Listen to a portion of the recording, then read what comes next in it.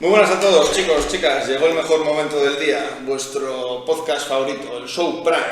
Hoy compartimos mesa con un escritor. Sergio, muy buenas. Hola, muy buenas.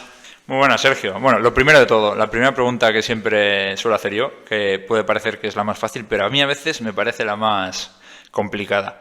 ¿Quién es Sergio Pérez?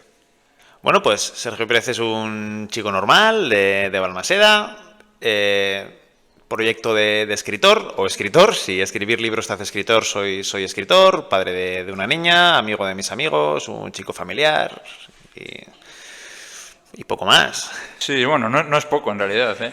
Ahorita te hago esta pregunta porque sé que tú eres muchas cosas, porque fíjate que al final, pues eso, compaginar muchas veces el trabajo con empezar a escribir, sé que también eres muy futbolero, sé que entrenas equipos de fútbol, bueno, eres una máquina, una máquina. ¿Cómo empieza a escribir Sergio Pérez? ¿En qué momento nace en ti ese sentimiento, digamos? Pues nunca lo he tenido, tengo que decir. Siempre he dicho que le hice una promesa a un primo que iba a escribir sus anécdotas de la infancia y demás. Nunca llegaba el momento y en realidad yo cuando le hice la promesa no pensaba cumplirla porque, o sea, ¿de qué manera voy a escribir yo un libro? Que tampoco tenía tiempo. Pero todo cambió cuando nació mi hija. Cuando nació mi hija vino seguida de un... O sea, vino seguido del nacimiento de mi hija un permiso de paternidad que me permitió o me dio un poquito de tiempo para escribir mientras ella dormía. Ojo. Claro, esto es importante, porque escribías, digamos, en horas sueltas, intercaladas ahí, ¿no? Porque vamos. Cada 2 horas, más o menos. Cada 2 horas, 2, 3 horas, que es más o menos cuando las tomas, que ya sabrás lo que es. Y en breve, y nada, y era el tiempo. No sé si puede ser el nacimiento de mi hija lo que me inspiró, pero sí que es verdad que me dio ese tiempo que a lo mejor no tenía. Yo lo dejaría así, ¿eh? Como el nacimiento de mi hija fue lo que me inspiró. Es muy poético, es muy, muy guay. Bueno, entonces de ahí nace El Ritual de los Caminos, una historia ambientada en Balmaseda y que a fin de cuentas sí que es verdad que tenía algo muy dentro de ti, que bueno, fue una promesa a un familiar y sí que hablas mucho de las raíces y de ese entorno tuyo. Y bueno, decides optar por la autopublicación en ese momento. Y esto es un tema que quería tocar yo dentro del mundillo literario y demás. Ahora hay mucha polémica entre autopublicados, publicados con editorial. ¿Cómo es esa decisión de empezar bueno, al final publicar un primer libro, ¿no? No sabes por dónde tirar y demás, y cómo llegas a esa... Yo tengo que decir que en cuanto acabé el manuscrito, vamos, sigo siendo un ignorante porque apenas conozco el mundo de la literatura, de la edición, publicación, conozco un poquito más que antes, pero lo que hice fue, en cuanto acabé, googlear. ¿Cómo editar un libro? En los primeros 3 anuncios pinché y envié los manuscritos a las primeras 3 editoriales que me salían. Y para mi sorpresa, las 3 editoriales dijeron, ¿te publicamos? Y yo, ignorante de mí, pensaba que eran 3 editoriales que habían aceptado mi manuscrito y que me iba a ver con lo difícil que es, que hay gente que tarda 7, 11, 15 años en que le publiquen, y digo, yo 3 a la primera. Hasta que me di cuenta que lo que había que hacer era pagar para que te publicasen. Tengo que decir que dentro de ese proceso quedé encantado. Publiqué mis 2 primeros libros con Círculo Rojo y la verdad que no tengo malas palabras para ellos. Pero desconocía lo que era la autopublicación o la autoedición y las editoriales tradicionales. He sido un ignorante. Así que más que una decisión, como tal, fueron las circunstancias que me llevaron a autopublicar. Comentas que tienes 2 libros escritos, o sea, los 2 primeros, ¿cuántos tienes en total? Para los que seamos más profanos en la materia. Son 3, son una trilogía y la tercera parte ya la tengo, incluso, es decir, las tres partes las tengo reeditadas con una editorial tradicional, que es Cosecha Negra. Y la tercera en exclusiva con Cosecha Negra. Eso es porque, claro, ahí quería llegar yo. Ya la tercera novela de lo que sería la trilogía ya viene publicada con una editorial tradicional como es Cosecha Negra, porque realmente, pese a ser un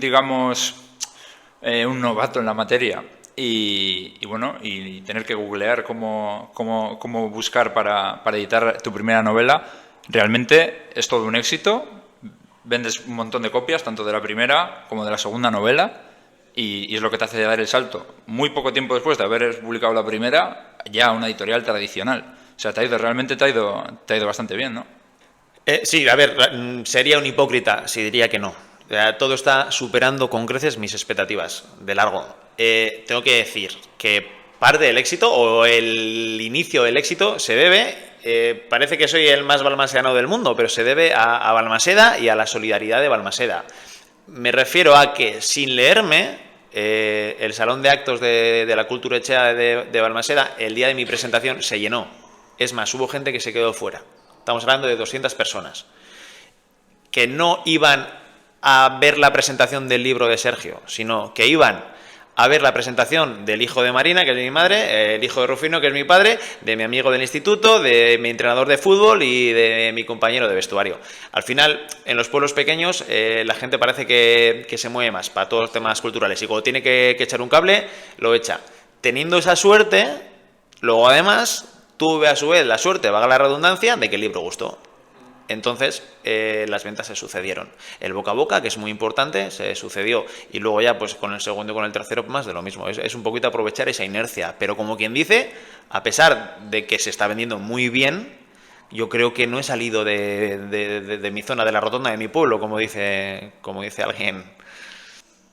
Sí, pero a ver, realmente, sí, y siendo verdad eso que comentas, probablemente que el primer impulso siempre a lo mejor te lo da la gente más de tu entorno que te conoce, pero sí que es verdad que no hay que quitarse méritos porque evidentemente, y esto siempre es así, yo que, bueno, también soy escritor, al menos lo pienso, que con cada libro te la juegas.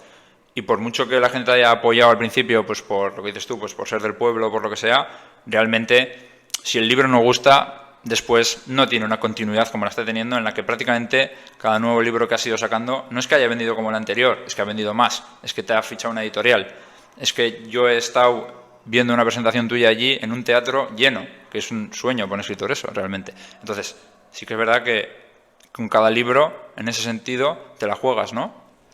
Sí, sí, te la juegas. Es verdad que el primero lo escribes y que sea lo que Dios quiera. Con el segundo tienes cierta presión porque tienes que agradar a los del primero. Y con el tercero ni te cuento. Y eso es algo que creo que voy a llevar a la espalda toda la vida. Cada vez que escriba, esa carga añadida de tener que agradar a un número de gente, que son mínimo las personas que te han comprado el libro anterior. Entonces sí que tienes esa carga. Sí, además, la profesión de escritor ya de por sí tiene bastante de solitaria, ¿no? Yo creo muchas veces en el sentido de esa lucha mental. Yo al menos es algo que lo vivo como algo complicado. ¿Qué opinas tú que es lo más complicado de escribir o de ser escritor? Yo creo, a ver, esos momentos de soledad en realidad te duran mucho, me refiero, porque trabajas en una obra muchos meses o gente que años, la escribes. El proceso es larguísimo. No solo el de redactar, porque el de redactar hay quien redacta antes o un poquito más tarde, ¿no? Pero cuando acabas la obra y termina en el lector final, ese proceso es enorme. Te lo voy a contar a ti, que llevas unos cuantos meses esperando, pero ese proceso es muy largo. Pero luego dentro de ese proceso también hay mucha gente, o sea, tú lo que quieres es en realidad que el mundo vea tu obra, porque para algo la has escrito. Bueno, el primero a lo mejor no, el primero es un si sale, es una espinita que te quitas, pero después sí que quieres agradar a la gente. Y te pasa lo siguiente, que a la gente que quieres agradar y te pregunta por tu obra tampoco le puedes contar mucho sobre tu obra, porque le estarías reventando el resultado. Entonces es un poquito, son sentimientos encontrados. Pero tampoco veo esa soledad, ¿Por qué? Porque el proceso de escribir, de redactar, yo lo disfruto mucho. Cuando me pongo delante del ordenador a escribir, lo disfruto. Cada capítulo terminado lo disfruto. Y para evitar esa soledad que mencionas, sí que tengo 3, 4 lectores alfa. O lectores beta, vamos, que fíjate lo ignorante que soy, que no sé ni cómo se llaman. O no diferencio entre los alfa y los beta. Pero sí que, o lector cero, vamos a decir. Los lectores cero les mando cada capítulo y vas teniendo un poquito de feedback. Entonces, igual te ayuda a sobrellevar esa soledad de la que hablas. Es interesante. Yo, por ejemplo, no he trabajado de esa manera de enviar, por ejemplo, capítulos. Es interesante porque es otra manera de hacerlo. Siempre espero a terminar la novela y ya se la dejo a los lectores beta, digamos. Pero entonces, ¿cómo es ese proceso? ¿Cómo es tu proceso a la hora de crear las obras? ¿Cómo lo vives ese proceso? A mí me suelen inspirar los lugares. Es decir, voy de vacaciones, conozco un sitio, pues mira, de hecho, sin ir más lejos, hace un par de años visité el castillo de Sotomayor, que está en Pontevedra, y es porque mis suegros veranean en Galicia, entonces todos los años vamos a Galicia, un par de semanitas en agosto, y era una tarde que llovía y no sabíamos qué hacer, no era día de playa y llovía cántaros. ¿Qué hacemos hoy? Pues vamos a visitar un castillo que hay cerca. Fuimos a ver ese castillo, me enamoré de él y dije, tengo que escribir una historia en la que salga este castillo. A eso le uní otros lugares de los que ya me había enamorado y ahí sale la historia. Obviamente hay que ponerla en un contexto. Muchas veces nace antes el contexto y después nacen los lugares, pero digamos que eso es lo que me inspira. Interesante, ¿no? Yo quería preguntar a ver si tú también tenías lectores beta, porque a mí no me ha llegado nunca ningún libro. Bueno, a ver, es que tú precisamente como lector beta... Sería complicado un lector beta que no lee. O sea, te paso la obra y no... Y yo te doy mi feedback. Sería más que interesante, porque tenemos feedback de lectores habituales. A lo mejor necesitamos el feedback de lectores no habituales para saber en realidad si tu libro es bueno o no. Porque si logras enganchar a un lector no habitual, puede ser que estemos ante tu mayor obra. El problema está en que cuando el lector no es tan poco habitual que aunque le pase el manuscrito, igual me dice que... ¿no? Bueno, a ver, el problema es que yo tengo una especie de... Bueno, aparte de ese solo, o sea, de ese, tengo muchos problemas mentales. Pero sí que es cierto que a mí a la hora de leer me cuesta mucho porque yo no soy capaz de proyectar, digamos, lo que estoy leyendo a imágenes, etcétera. Entonces yo he querido leer muchos años porque mi madre siempre ha leído y siempre me lo ha intentado inculcar, pero es que no he sido capaz porque no soy capaz de transmitir lo que estoy leyendo a la imaginación. Entonces, claro, es súper costoso para mí. Yo necesito, en cierto modo, imágenes. Entonces, claro, a mí los libros ya se me quedan como atrás. No puedo, no soy capaz. Y sí que me gustaría, porque la verdad que en el caso de Maca debe ser un libro espectacular. Bien por esa cuña de patrocinio. Vale, y te he preguntado un poco qué es la parte complicada. ¿Qué es para ti la mejor parte de escribir o de ser escritor y publicar tus obras? Bueno, la parte más bonita es sobre todo cuando llegas al lector final. A mí que me paren por la calle y me digan que les ha encantado el libro, pues me gusta. Que me venga gente llorando diciendo que tu libro me ha emocionado, pues me gusta un montón. Es a lo mejor la recogida de frutos, ¿no? Sí, puede ser. Yo ahora que ha dicho él, ha comentado su experiencia, que no es lector habitual, bueno, no es lector directamente, pero bueno, sí que es verdad que a mí, por ejemplo, me ha pasado de gente que te diga, pues es gente, llega gente que no son lectores, pero como pues te conocen del entorno y tal, se leen el libro y, gracias a haberlo leído, como que dicen, pues ahora como que me he enganchado a leer. Yo creo que eso es algo súper bonito, no sé si, supongo que igual a ti te habrá pasado también. Sí me ha pasado con compañeros de trabajo. Toda esa parte que digo que llenó la primera presentación en Balmaseda, la mayoría o un gran número eran no lectores y les ves en la segunda y les ves en la tercera y quieren que les firmes los libros. Es decir, es gente que se ha obligado a leer el libro, por así decirlo, por vamos a ver qué ha escrito Sergio, y después pues o les ha gustado la historia y hay mucha gente que me dice, me he enganchado a la lectura gracias a tu libro. Pues yo como lector he tenido también esas épocas en las que he estado meses sin leer, luego retomas una lectura que parece que te das empujón y es un no parar. Vale, yo ahora quería enlazarte con una cuestión que, bueno, en la primera entrevista que tuvimos aquí con Iker Maca lo comentamos, y enfocar en el deporte, pero esto también. ¿Cómo es el proceso mental? ¿Cómo es esa gestión de un poco del ego, digamos, a la hora de escribir? ¿Cómo es esa batalla entre un poco la autoexigencia que te pones tú y un poco también, digamos, la confianza que tienes que tener ahora de escribir una novela? Tienes que confiar en lo que haces. ¿Cómo es ese proceso mental? Hay que ser humilde, pero yo lo que digo no es por ser humilde. A mí me pasa, realmente me ocurre, que creo que no voy a estar a la altura. Y siempre que escribo, tengo la sensación de que no voy a estar a la altura de lo que he escrito anteriormente. A ver, con el primero también me pasó. A ver, Sergio, vas a escribir un libro. Necesitas que la gente te lea para saber si esto puede ver la luz o no. Porque al final, quieras o no, te vas a exponer a críticas y demás. Pero bueno, para contestar a tu pregunta, no hay que perder la humildad. Y yo siempre tengo la sensación constante de que no estoy a la altura. Es mi mujer que me lee la que me dice que sí lo estás, que sí lo estás. Y yo, ya, pero es que tú me quieres. Y yo, ya, pero es que yo soy la que te dice las cosas por su nombre también. Y créeme que el libro está genial. Entonces, a ella la tengo para, digamos, darme un poquito crema al ego, y yo soy el que mantiene esa humildad, que a lo mejor también es la manera de mejorar. Porque si no controlas el ego, si crees que lo sabes todo y demás, nunca vas a aprender nada. Escribimos libros de más de 300 páginas, errores hay. Y te leen más de 1000 lectores, opiniones diversas y válidas las hay. Si poco inteligentes seríamos, si no las absorbemos. Sí, desde luego hay que estar abierto a ciertas críticas y sobre todo tener los pies en la tierra, como tú dices. Y a partir de ahí, todo lo que sea mejorar, adelante. Estoy totalmente de acuerdo. Sí, además has dicho, claro, novelas de 300, 400 páginas.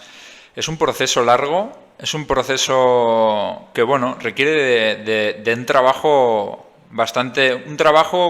digamos, bastante potente, pero a lo que quería referirme más bien es a la continuidad en el tiempo que eso necesita. Porque muchas veces, hoy en día sobre todo, estamos acostumbrados a procesos mucho más rápidos y reescribir una novela te enfrenta totalmente contra eso. Es un proceso arduo y sobre todo muy sostenido en el tiempo, en el que hace falta algo que tal vez escasea un poco hoy en día, al menos en mi opinión, que es constancia. Cuesta bastante ser constante.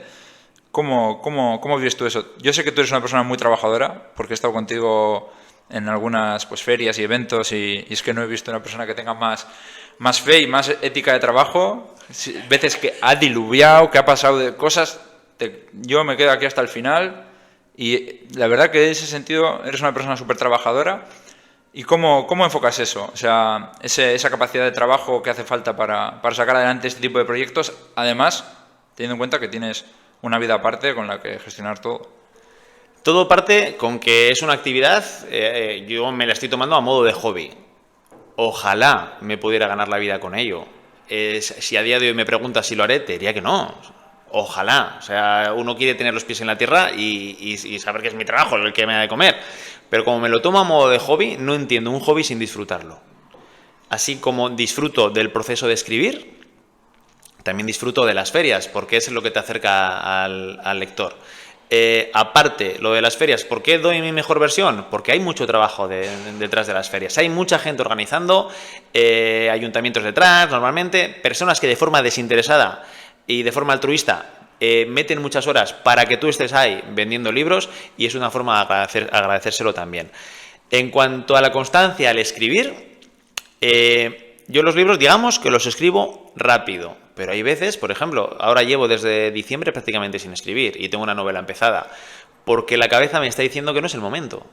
Pero cuando la cabeza me diga que es el momento, no voy a parar. Disfruto con ello. A lo que voy es que es un hobby, que no hay una obligación detrás, y creo que si tuviéramos alguien detrás, tienes que escribir, las ideas no fluirían igual. Y el proceso o los tiempos no serían los mismos y el resultado no sería el mismo. Sí, pero es interesante que justo has comentado eso, ¿no? Que desde diciembre a lo mejor no has podido escribir, no has escrito tanto, pero una vez te pones... Y es que es así el proceso de escribir una novela, lo digo para igual, pues para los que no lo sepan tanto o no lo hayan experimentado, cuando te pones realmente, por eso digo, es que es como un trabajo de picar piedra constante, no es algo que puedas dejar. O sea, cuando empiezas con la novela, al menos a mí me pasa, es, si le doy caña a la novela, es pum, pum, pum, pum, pum, pum todos los días. Y sí que es verdad que aunque sea un hobby y lo disfrutes, probablemente pues hay días que cuesta más, que no te apetece tanto, que no estás tan motivado a lo mejor, que igual piensas, joder, no es tan bueno lo que estoy escribiendo. Otros días a lo mejor pues todo es más fácil, ¿no? Más blanco, más tal, pero hay días en los que a lo mejor el famoso y oscuro ese síndrome del impostor, ¿no? También te puede un poco jugar malas pasadas. A fin de cuentas, a eso me refiero con que tienes que lidiar con eso y seguir, ¿no? Aunque sea un hobby, habrá días malos, habrá días tal, y ahí tienes que poner ese trabajo y digamos, esa constancia. Yo creo que si tuviera plena dedicación, lo debería hacer. Ahora que no tengo plena dedicación, lo hago en la temporada en la que el cuerpo me lo pide. Es decir, cuando me veo con una fluidez de ideas tremenda, es cuando me pongo a escribir. Y lo que te refieres de ping-pong, ping-pong, ping-pong, pues sí, lo hago porque lo disfruto.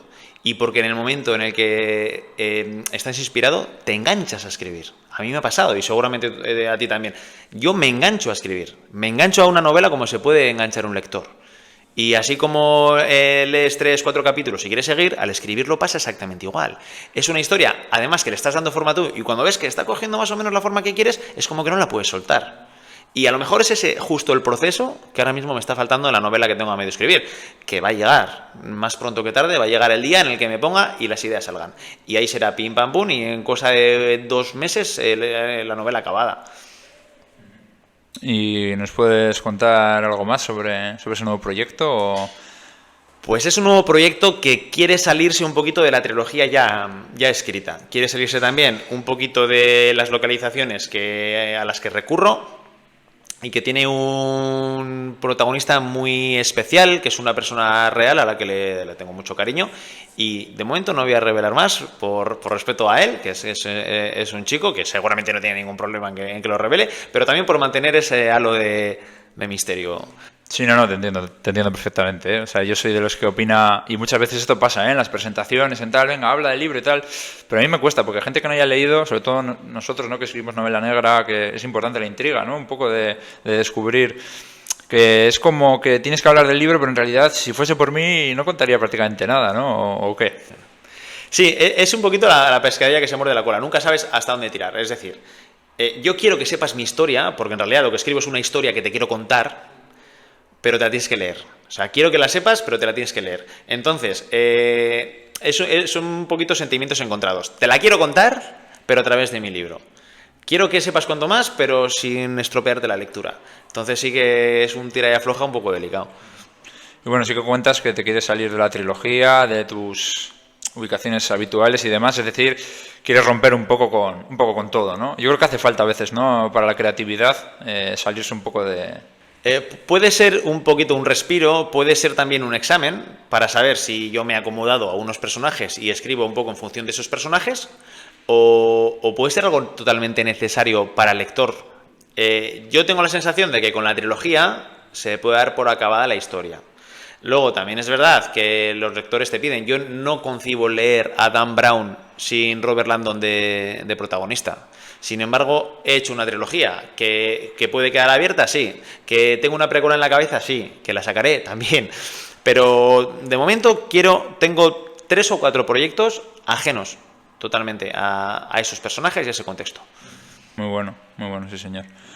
Vale, ¿y cómo ves un poco el mundillo literario, así un poco en global, de aquí y a unos años? ¿Cómo ves el tema? Estás hablando con una persona que hace 2 años no sabía lo que era autoeditar y la edición tradicional. Estás hablando con una persona que cuando leía, que siempre he leído mucho toda mi vida, y no sabía capaz de determinar la editorial de mis libros favoritos. Yo no sabía, yo no me fijaba en el título y en el autor. Yo puedo hablar de un poquito de la literatura o de este mundo en función a lo que estoy viviendo. Es muy difícil llegar a la gente, muy, muy, muy difícil. Dentro de lo difícil que es, lo que más peso tiene es la publicidad. Grandes editoriales, grandes medios para hacer publicidad. Pequeñas editoriales, pequeños medios. Autoeditados, ninguno. O lo que hagamos nosotros mismos. ¿A quién podemos llegar? A nuestra gente. ¿Qué tenemos que hacer? Utilizar las redes sociales. Lo veo difícil, es muy, muy difícil, porque es muy fácil agradar. Y voy un poquito a la génesis de esta entrevista, ¿no? Cuando empecé a escribir, que se llenó la presentación sin que la gente supiera de qué carajo iba el libro de Sergio, yo ahí tuve un empujón que muchos autores mucho mejores que yo no tuvieron. Es decir, hay muchísimo talento detrás de un autoeditado. Pero también es verdad que hay tantos autoeditados y hay tantos libros que es imposible tener los recursos necesarios para otorgar a cada uno el valor que merece, porque no hay tantos lectores, no hay tantas editoriales y no hay tanto tiempo. Deberíamos vivir 100 vidas cada uno o 100 vidas cada editor para poder leer tanto como demanda y oferta hay. Sí, no, es que además, bueno, esto lo he comentado yo en alguno de los cortes que hemos subido a Instagram, que claro, el tema de la lectura en este país pues no está tampoco, digamos, al alza, por así decir. Entonces es complicado. Y una de las cosas que me di cuenta cuando empecé en este mundillo literario, además poco después que tú, es que escribe libros mucha más gente de la que pensaba. Entonces, claro, realmente, teniendo en cuenta que se lee cada vez menos y que hay un montón de escritores. Es mucho más difícil de lo que la gente cree. Yo creo que todos tenemos en la cabeza esto de que cuando te dice alguien voy a escribir una novela, parece como que wow, va a escribir una novela y ya de repente la va a leer un montón de gente, va a ser famoso. Es un mundo dificilísimo, el literario, dificilísimo. Sí, pero eso, a mí me da a entender que soy un ignorante y os voy a contar una anécdota que ha pasado en Balmaseda, en mi pueblo, sin ir más lejos. Después de escribir yo el libro, ha habido mucha gente, y cuando digo mucha gente, bueno, varias personas, no mucha gente, varias personas que han escrito un libro y han pensado, sí, Sergio Escapadio también. Pero claro, estamos hablando de 4 o 5 autores en Balmaseda en cuestión de 2 años. Lo que habrá en Bilbao, lo que habrá en un Madrid, en un Barcelona. Hay una cantidad de escritores abismal. Y después, con la pandemia, yo creo que es algo que quien tenía la espinita se la sacó, habiendo tanto tiempo como había. Así que la cantidad de autoedición que hay es una pasada. Y es lo que vuelvo a repetir. No lo sabíamos. ¿Por qué no lo sabíamos? Porque nosotros como lectores nunca llegamos a esa gente o esa gente no nos llega a nosotros como lectores. Es imposible. Cuando escribes y te metes en el mundillo, sabes, uy, todos los autores que hay, todos los libros que hay, incluso todo lo que me he podido perder. Pero tú vas a comprar un libro y jamás vas a comprar un autopublicado porque no lo ves expuesto en la librería. O vas a hacer un regalo y no lo vas a buscar en Amazon. Y ese es el hándicap que tienen los autopublicados. Sí, es totalmente cierto, eso lo puedo decir porque yo que no leo exactamente, solo ves eso, que si Dan Brown, que si Ken Follett, que si tal, los clásicos.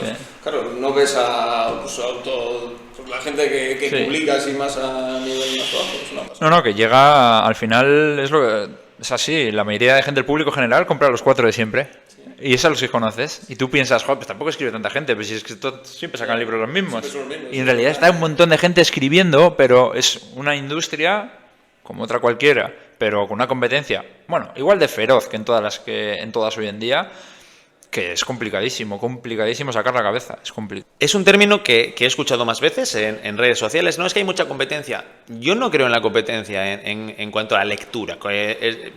Hablo como usuario final, como lector. A mí todos los libros que me recomiendan me llegan, es decir, me los leo todos.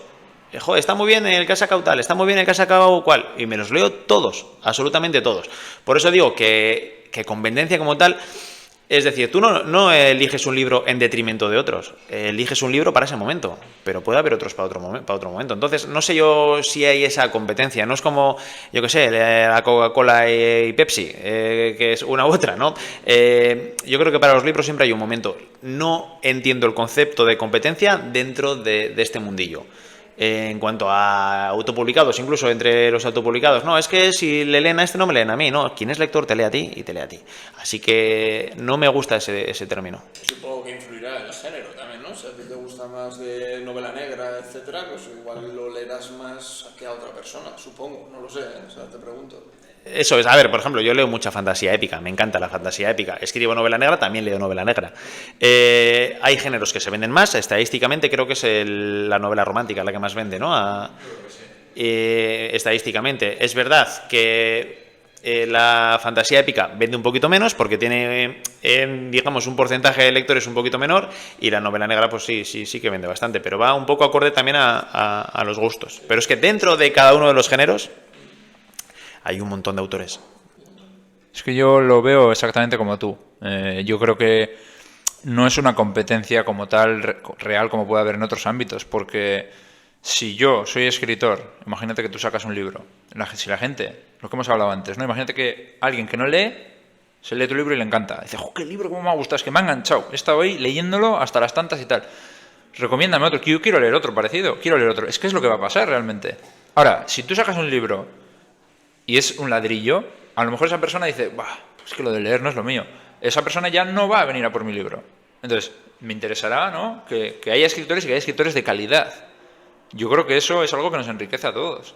Mira, voy a hacer una metáfora, no sé si estaréis de acuerdo, un poquito con algo de nuestro día a día, que lo pueda entender cualquiera. En un barrio residencial nuevo, abren un bar debajo de unos bloques, ¿no? Y el bar se llena. Pero abren un bar en el bloque de al lado. ¿Es competencia o está animando a más gente a salir? Porque a lo mejor, si solo hay un bar, salen 5. Y si hay 2 bares, salen 15 y van cambiando de un bar a otro.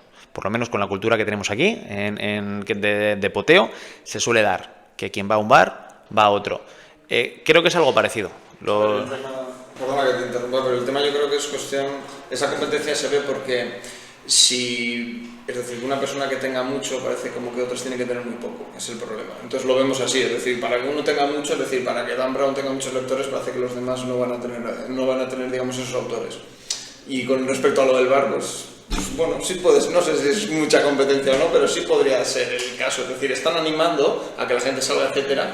Pero claro, entre ellos siempre va a haber esos piques de decir, no, hostia, es que no vienen al mío, en cambio van al tuyo, porque no sé qué, no sé cuánto. No sé, yo creo que es más por cómo lo ven las personas, de que, pues lo de siempre, ¿no? El tema de, no sé si es cuestión de ricos, pobres, de que si alguien tiene que tener mucho, por consecuencia alguien tiene que tener muy poco. No sé, yo creo que van más por ahí los tiros, que luego cada uno tendrá una opinión, ¿eh? Pero puede ser por ahí. Bueno, sea como sea, bueno, somos unos novatos en este mundo y ojalá entendamos un poquito más de competencia. Yo desde mi perspectiva, la percepción que tengo de la competencia es esa, que no, es un término que no me gusta aplicar porque no lo veo. Yo creo que si es competencia sana, sí, es decir, si lo ves como competencia, tienes que tomártela como competencia sana, es decir, como algo que te va a hacer mejorar. Es decir, bueno, si esta persona tiene un bar, como has puesto el ejemplo, pues yo tendré que poner un bar que sea mejor o tendré que ofrecer mejor mi servicio para que la gente venga. Si yo lo considero que es una competencia, si lo considero que, oye, eso es lo mismo que está haciendo favorecer el crecimiento, adelante. Pero si es competencia, pues siempre que sea sana, punto. Yo creo. Me encanta este tema porque es verdad. Es que a veces tenemos la palabra competencia como algo negativo y no tiene por qué. La competencia te puede ayudar mucho. No era, por ejemplo, un símil futbolístico, que ahora hablamos porque sé que tú eres muy futbolero. Joder, Cristiano y Messi se hacían la competencia, pero yo creo que una competencia que les hizo crecer a los dos, que les retroalimentó. Entonces, una competencia, al final también muchas veces te hace sacar una mejor versión tuya y aparte que muchas veces, como has hecho tú el símil con los bares y tal, anima a ese público a moverse hacia ese lado, hacia tu sector. Entonces, pues bueno, pero ya vamos a enlazar con eso que hemos comentado. Otra de tus facetas, tú eres un tío muy futbolero y aparte eres entrenador. Cuéntanos un poco sobre eso. Bueno, yo soy futbolero, era jugador de fútbol, fui jugador de fútbol, siempre dije que a mí me iban a echar con 40 años del peor club del mundo. Siempre soy un torcebotas, pero el jugador que más le gustaba el fútbol de los 22 que había en el campo, eso sin ninguna duda. Me rompí las dos rodillas en una margen de 3 años, los 2 ligamentos cruzados y dejé el fútbol. He entrenado a chavales toda la vida y después de romperme los ligamentos y demás, que estuve una temporada un poquito ajeno al fútbol, pues estuve jugando a pádel, tal, y luego pues volví a entrenar, porque al final el gusanillo me picaba y hoy es el día que entreno chavales. Sí, entrenas ahí en Balmaseda, ¿no? Entreno al cadete del Balmaseda. Es increíble. ¿De dónde sacas tú las horas del día? ¿Igual tienes algún truco, tal vez? Pues hay un truco muy importante, un as en la manga, que es una mujer con mucha paciencia. Eso es vital. Hola, amigos, acabamos de entrar en temas complicados. Eso es vital, lo habrás vivido como jugador. Pero es verdad que las prioridades son las prioridades. Yo a principio de temporada me comprometo con un club, no fallo ni un entrenamiento ni un partido. Por supuesto que no. Pero para mí mi prioridad es mi familia, por encima de cualquier cosa. Y eso lo sabe cualquiera. Después del fútbol, el resto del tiempo se lo dedico a mi familia. Y intento aprovecharlo al máximo. Pero en el fútbol encuentro ese oasis para mí tan necesario para todos nosotros. Sí, a ver, sí que es verdad lo que has comentado, que el tema de pues, las parejas y demás, yo también lo he experimentado con el fútbol. En el sentido de que el fútbol tiene una cosa que es bastante tiránico, el calendario. Eso sí que es verdad. Entonces, a la hora de pues un poco esa conciliación con una vida en pareja o familiar, sí que es verdad que eso, sobre todo los fines de semana, siempre se juega tal, es complicado a veces, es complicado. Es complicado, es un precio a pagar. Es un precio a pagar y a mí el fútbol me da mucho, y no solo en cuanto a deporte se refiere. A mí esa comunión con estos chavales jóvenes y demás, para mí es todo. Con los que vas dejando que por la calle se paren a hablar contigo, que te preocupen qué tal, que te pregunten qué tal, que se preocupen por ti, que te preocupes tú por ellos, tal. Ese vínculo que creas con ellos de por vida a mí me agranda el corazón. Y eso, si eres capaz de transmitírselo a los tuyos, pues lo van a entender. Yo soy un apasionado, me apasiona, no me obsesiona, me apasiona, lo disfruto. Y mientras lo disfrute, así como en la escritura, voy a seguir con ello. Mientras pueda materializarlo, mientras tenga tiempo para ello, pues seguiré dedicándome en cuerpo y alma porque me encanta. Bueno, muy bueno, sí señor. Yo sí que, bueno, el otro día comenté algo, ¿no?, sobre la toxicidad que creía que había en el ambiente del fútbol, cosa que lo mantengo pese a que es un entorno que me encanta, y me gusta que hayas hecho ese contrapunto, porque que yo haya dicho eso no quiere decir que no haya todo lo contrario. Muchas veces lo que la gente no ve, que realmente en el fútbol hay también una comunidad, hay unos valores y hay un montón de cosas súper positivas que están ahí y que te llenan y que te pueden hacer también crecer como persona. Claro que sí. Sí, lo hay. Y al hilo de lo que dices, yo siempre como jugador he sido muy competitivo toda mi vida, pero he respetado a los árbitros siempre y al rival también. A lo que voy es, en esta temporada que estuve jugando a pádel, estuve federado, así como en fútbol era un tuercebotas, en pádel un tuercepalas, pero estuve federado y compitiendo en pádel. Y te das cuenta de los valores del deporte que hay en otros deportes. El respeto absoluto a las normas, al contrario, a todo. Cuando volví a entrenar a fútbol, yo me dije a mí mismo que por lo menos en lo que a mí respetaba iba a hacer un gran esfuerzo por cambiar toda la suciedad que hay en el fútbol. Todo lo que hay en el fútbol que hace que mucha gente ajena lo odie. Y es las trampas, es el arraigo de esas trampas, de la pillería, de las protestas, de que todo vale para ganar. No estoy de acuerdo. Para ganar hay que cumplir las normas que vienen en el reglamento del fútbol. No vale ni fingir una lesión, ni perder tiempo, ni protestar al árbitro, ni lesionar a un compañero. Eso es algo que en el fútbol que ven los chavales en la tele se hace, y es algo que los más pequeños lo tienen interiorizado, porque los entrenadores les dicen que se tiren, los entrenadores les dicen que finjan lesiones o que saquen rápido cuando saben que ellos han sido los últimos en tocar un balón que va afuera. No está competido con la competitividad, valga la redundancia, porque si tienes un lateral derecho que es torpe, vamos a buscarle a él. Le vamos a buscar a él. Si soy más rápido que ese central, voy a poner al tío más rápido de mi equipo para que le busque y le gane. Y si hay un tío que no va de cabeza, le vamos a buscar por arriba. No está competido con eso. Y con un poquito con la astucia, vamos a decir. Pero a mí me parece que el fútbol necesita, como otros deportes, un lavado de cara. Y tiene que empezar cada uno por sí mismo. Porque parece que la solución la tiene que dar en los estamentos. ¿Y tú qué haces para limpiar el fútbol?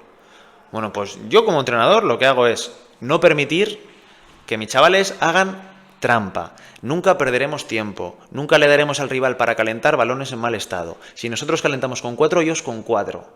Nunca protestaremos al árbitro, nunca lesionaremos a un rival. Si tienen que sacar una tarjeta, te la sacan, pero que nunca sea por protestar, nunca que sea por una agresión.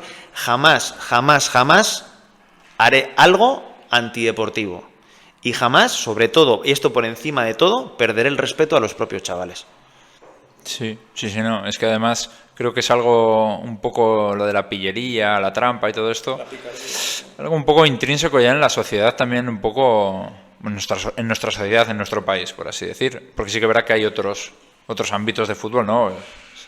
Como ya conocemos en Inglaterra, tal, que son más nobles o tal, también es verdad que va muy unido a eso, yo creo, aquí somos un poco también así, es algo que tenemos nuestra cultura que creo que tendríamos que mejorar, sinceramente. Sí, yo creo que todo eso suena muy bien, pero eso sería fútbol realmente, es decir, el fútbol que conocemos va implícito. Sí, claro, es que ese es el tema, que va tan implícito, está tan arraigado, que es ya como algo que forma parte de él. Y yo creo que sí que es verdad que sí que hay que abogar por decir, oye, lo que dije el otro día, creo que ya alguien tendría que decir, hay cosas que tienen que cambiar, ya está.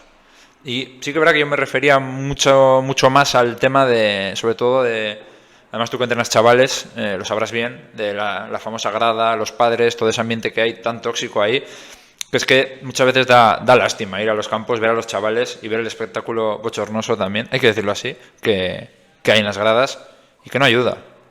Es verdad, pero yo creo que tiene todo relación. Y me refiero, recientemente hemos tenido enfrentamientos, no voy a decir contra el equipo, pero los chavales son esponjas. Los míos ya tienen 16 años y al final están un poquito formados incluso como personas. Pero les puedes dirigir. lo que les transmites desde el banquillo, ellos lo transmiten en el campo. Y lo que transmiten ellos en el campo se transmite en la grada. Puede que desde la grada se transmita algo también a los chavales. Pero lo que voy es que si hay un entrenador cizañero de pum, pum, pum, pum, pum, los chavales van a ser cizañeros y pum, pum, pum, pum. Y los padres también.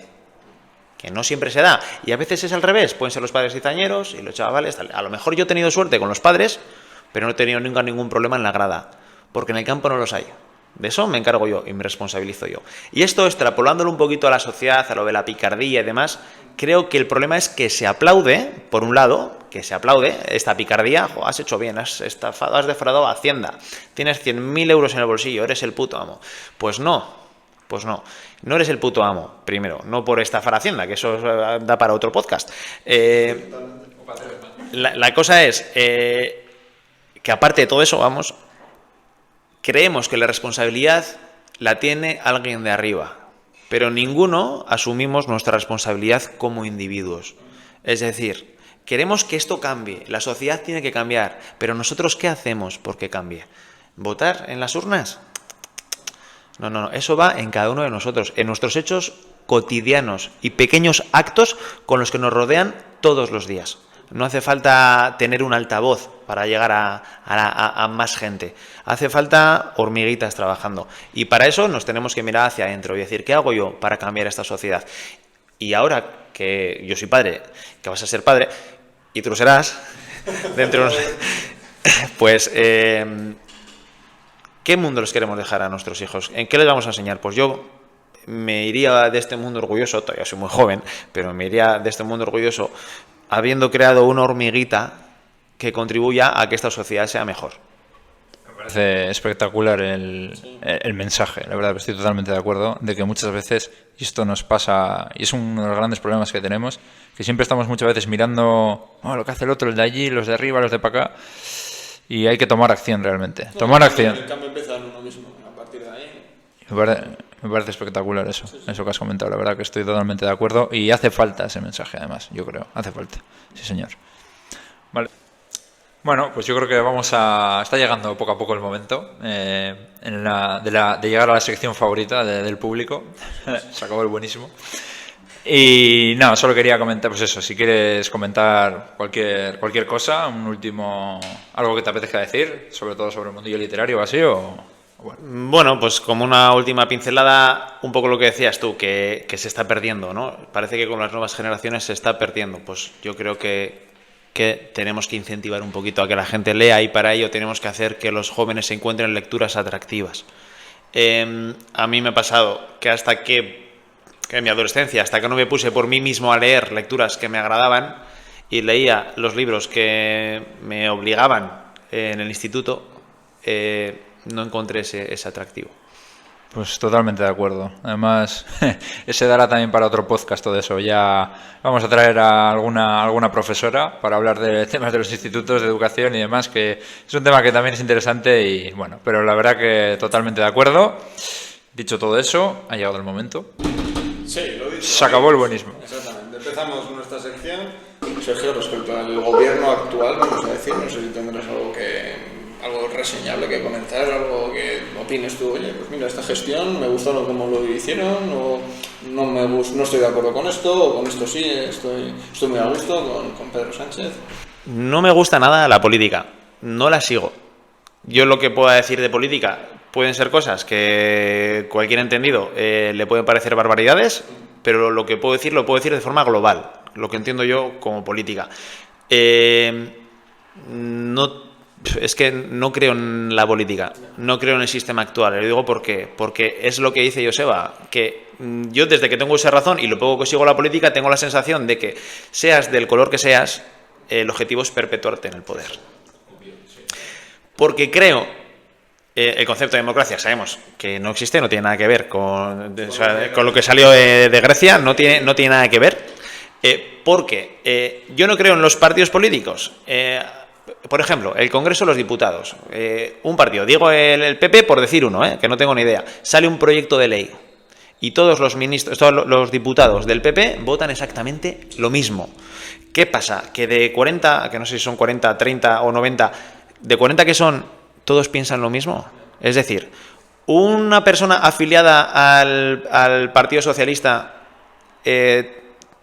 a rajatabla todas las premisas del Partido Socialista comulga con ellas, o habrá algo con lo que no. Por eso yo no creo ni en los partidos políticos ni en los políticos. A mí me parece toda una mentira. Porque si fuésemos honestos y votaríamos a las personas, aparte de obviamente tiene que haber partidos, porque está así legislado, por lo que sea, pero si fuesen las personas quien votasen, tendría un poquito más sentido. O sea, fuesen las personas a las que votásemos, en vez de los partidos, tendría un poquito más sentido en cuanto a la pluralidad. Sí, esa democracia representativa, quizá. Eso es. Pues eso, en un país de 40 o 50 millones de personas, en los cargos políticos tenía que haber personas adecuadas o aptas para ellos. Por ejemplo, pues el ministro de Economía pues tenía que ser un economista. El de, yo qué sé, el de Asuntos Exteriores, pues una persona que sepa idiomas, que tenga ciencias políticas, estudiado, yo qué sé, que me pierdo. Son conceptos que desconozco tanto que me pierdo, pero tengo la sensación de que nos gobierna cualquiera. No, y es que son cosas aparentemente de sentido común, ¿no? Como de, oye, si tú vas a ser ministro de algo, quiero decir, que seas un experto en ese campo, ¿no? O sea, que no sé, tampoco yo soy muy experto en estos temas, pero había, no sé, algún ministro había, no sé si era el de Sanidad, o no sé cuál era, pero había uno que era filósofo, el tío, no sé, y le pusieron allí a... Pero... Tío, o sea, no sé, si vas a ser ministro de algo, por lo menos que seas un experto en ese campo, ¿no? Claro, pues como yo que sé, un decano de una universidad, que podría ser el ministro de Educación, en un momento dado, o uno de Sanidad, que sea un médico. Yo creo que es lo que más sentido tendría, ¿no? Pero, como digo, tampoco me veo mucho en el derecho de hablar sobre política cuando paso tanto de ella. Me parece que soy un hipócrita. Es decir, estoy hablando de política, pero paso del tema. No me pongo a ello. Y también hago autocrítica. Y porque la política en realidad, aunque a mí me guste un pimiento, es necesaria. No, porque te influye en tu vida diaria. Por suerte o por desgracia, ¿sí? Estoy de acuerdo. No, está claro. Bueno, pues dejando un poquito el tema político de lado, que sí que es cierto que es un tema bastante peleagudo, el último tema, la última pregunta sería acerca de las redes sociales. Sergio, ¿tú qué opinas acerca de las redes sociales? ¿Cómo ha cambiado, vamos a decir, el mundo que conocemos actualmente? ¿Qué te parece? Estás hablando con una persona que necesita las redes sociales para promocionarse. Es decir, yo para promocionar mi vida como escritor necesito de las redes sociales. Pero el mensaje que lanzo es que las redes sociales para mí son, hoy por hoy, la mayor fuente de publicidad que podemos tener. Lo pondría incluso por encima de la televisión. Y también el mensaje que lanzo sobre todo a las personas a los usuarios de las redes sociales es que no es real lo que sea en las redes sociales. Y os lo dice una persona que no le gusta exponerse y que lo que yo cuento en mi vida apenas es real. Es una pequeña pincelada que quiero que mi gente vea. Pero el Sergio real solamente le conoce su mujer, sus amigos y su familia, sus compañeros de trabajo y la gente con la que se cruza día a día. Sí, es que es verdad, porque realmente las redes sociales muchas veces distorsionan mucho la realidad. Por eso mismo, además, la gente pues muestra siempre, ¿no?, la buena cara, lo que quiere es que vean los demás, y que suele ser un pequeño porcentaje de tu vida real. Sí, es así totalmente. Sí, pero al final es como una herramienta muy maquiavélica. Al final puedes, al fin y al cabo, pues mostrar un poco lo que tú quieres, mostrar solo lo bueno, o simplemente igual la gente lo usa pues para... No sé, no para hacer mal, pero me refiero a que las redes sociales siempre se tachan de malo, pero también tiene cosas buenas. Es decir, también puedes aprender mucho de la gente que está ahí. Lo que pasa es que si topas con la gente incorrecta, vamos a decir, es una pérdida de tiempo, bueno, no una pérdida de tiempo, pero sí te absorbe tanto que al final dices, madre mía, que entras en una espiral en la que no sales y pasas horas y horas y dices, madre mía, que no hago nada al final. Es un tema curioso, sí. Tiene un componente adictivo, ¿no? Un poco, yo creo, tienen. Hombre, vinieron para quedarse. No sé cuál fue la primera red social, a lo mejor Twitter o Facebook, no sé. Facebook la primera red social para compartir fotos y demás. Empezó así, ¿no? Un proyecto universitario, creo que fue. Y empezó así, pero han venido para quedarse. Y hoy día son digamos, una forma de llegar a cualquiera, porque puedes llegar a cualquiera. pueden ser incluso instructivas en un momento dado. Vamos a ver, cualquiera puede cocinar hoy sin salir de Instagram, sin ir más lejos. O incluso guías de viajes y demás. Se les puede dar un uso adecuado y muy productivo, pero tiene un doble filo. Lo que dice Joseba, que pueden ser adictivas y, sobre todo, para mí lo más preocupante es que a lo mejor mentes más inocentes puedan hacerse un concepto de realidad que no existe. Porque las redes sociales casi nunca dicen la verdad. Eso es dañino, sí, es verdad que eso es peligroso. Sí, es como que vives en otro mundo totalmente irreal. Sí, no, y lo de que son adictivas es que están diseñadas para ello realmente, para hacer que, pues eso, que tu cerebro tenga unos estímulos de que pues tú estás pasando y de alguna manera están diseñadas para que digas, lo que dices tú, pasas y de repente dices, llevo media hora aquí pasando, estoy viendo, si no, ¿sabes? Es como que, y te atrapan realmente, y a veces, incluso aunque lo tengas en cuenta eso y lo sepas, cuesta a veces no estar ahí metido, y estos además estímulos rápidos, cortos, lo que hemos hablado antes, vivimos en la época de la inmediatez, y eso también a las nuevas generaciones yo creo que está alterando mucho. Ya pensando un poco lo que hemos hablado antes de la lectura y tal y demás, sí, se está perdiendo mucho esa, digamos... Esa relación cara a cara. Sí, ahora ya todo es virtual. Eso aparte, y sobre todo esos procesos lentos, que ahora ya... Pues que ya no existe, todo ya. Es que nos va a llevar a perder el cine, nos va a llevar a perder incluso un concierto de música, el teatro, digamos, el arte en su mayor expresión. Las experiencias están cambiando, es decir, Todo. eso va a cambiar El fútbol también, ¿no? Decían, ¿no? Que pues son muy largos los partidos ya, para las nuevas generaciones partidos más cortos, porque si no se aburren, desconectan, se está perdiendo la capacidad de tener la atención. La paciencia, todo. Se está perdiendo eso es, por eso digo, lo de los procesos lentos, que muchas veces nos ayudan a razonar, incluso a tomar mejores decisiones a la larga. Eso se lo escuché a una persona el otro día hablar de ello, y lo comentaba, y es que realmente puede alterar incluso nuestras capacidades de tomar buenas decisiones a largo plazo. Es increíble. Pero para eso, yo creo que las redes sociales, así como han venido para quedarse, es un fenómeno que hay que estudiar y sobre el que hay que educar. Y tenemos que aprender de ello. El problema es que los intereses comerciales están por encima de todo. Y vende más que cada 15 minutos la pantalla cambie y te pueda meter un anuncio a que te veas un speech de un filósofo de hora y media. Vende mucho más que eso. Cada 15 segundos cambies de vídeo. ¿Por qué? Porque vas a ver un anuncio. Y es un poquito hacia donde las redes sociales están llevando a la gente. A contenido y contenido nuevo cada 15 segundos. De hecho, yo que ahora tengo cierta experiencia y hago vídeos a veces de 90 segundos, el visualizado medio es de 15. Y te pones a ver estadísticas y en la mayoría de vídeos el visualizado medio es de 7 incluso. Es decir, al de 7 segundos la gente se cansa del vídeo. Pero es un poquito también, yo creo, que hacia lo que orienta las redes sociales, que obviamente quien esté detrás lo que quiere es sacar tajada, y cuanto más anuncios haya, más tajadas sacamos. ¿Crees que llegaría un momento en el que el sistema educativo, tal como lo conocemos, que sí que es cierto que tiene muchas fallas y debería cambiar, podría implementar algún tipo de asignatura relacionada con eso? Yo creo que son... Sí, me la voy a apuntar para cuando venga alguna de las profesoras aquí a hablar sobre el sistema educativo. ¿Puedo hablar sobre eso? Bueno,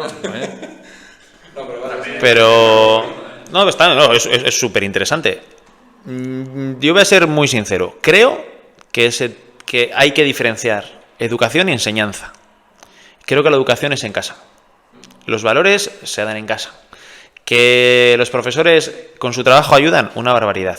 Porque en casa podemos dar cierta educación, ciertos valores, enseñar ciertos valores, pero la aplicación colectiva se puede dar mejor en un colegio con más críos, ¿no? Sin embargo, yo como padre asumo esa responsabilidad y creo que se puede prevenir en los colegios, pero los valores se tienen que dar en casa.